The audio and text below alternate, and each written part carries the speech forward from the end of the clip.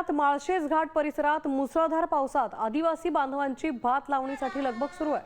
निसर्गरम्य सह्याद्रीच्या कुशीत चिखलदरीत उभे राहून पारंपरिक लोकगीतांच्या तालावर हे शेतकरी भात लावणी करतात। यांचं भात लावणीचं मनमोहक दृश्यही समोर आलंय।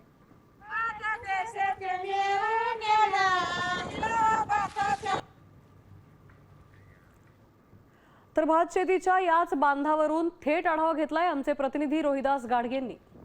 सह्याद्रीच्या पर्वत रांगांमध्ये मुसळधार पाऊस सुरू आहे आणि या पावसामध्ये भात लावणीची कामं सुरू आहेत। खरं तर आदिवासी बांधवांचं भात पीक हे एकमेव पीक असतं आणि याच पिकावरती कुटुंबाचं अर्थकारण सुरू आहे। आपण सध्या माळशेज परिसरामध्ये आहे।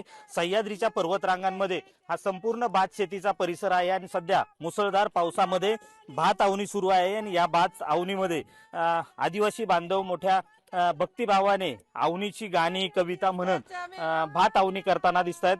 खरं तर आदिवासी बांधवांचं हे भात पीक कुटुंबाचं अर्थकारण असतं। यावरती संपूर्ण वर्षभर कुटुंबाचं अर्थकारण चालतं। मुलांचं शिक्षण असेल, घर खर्च असेल, सर्व भात आवणीवर असतो। त्यामुळं ही भात आवणी करत असताना एक वेगळी भावना या आदिवासी बांधवांमध्ये असते आणि ती भावना कवितेच्या रूपातून आपल्या कष्टाच्या माध्यमातून या ठिकाणी व्यक्त करताना दिसत आहेत। रोहिदास गाडगे, साम टीव्ही न्यूज, माळशेज, पुणे। मी नेहमी फक्त साम टीव्हीच पाहते, कारण त्यांच्या बातम्या मला रिलेट करतात।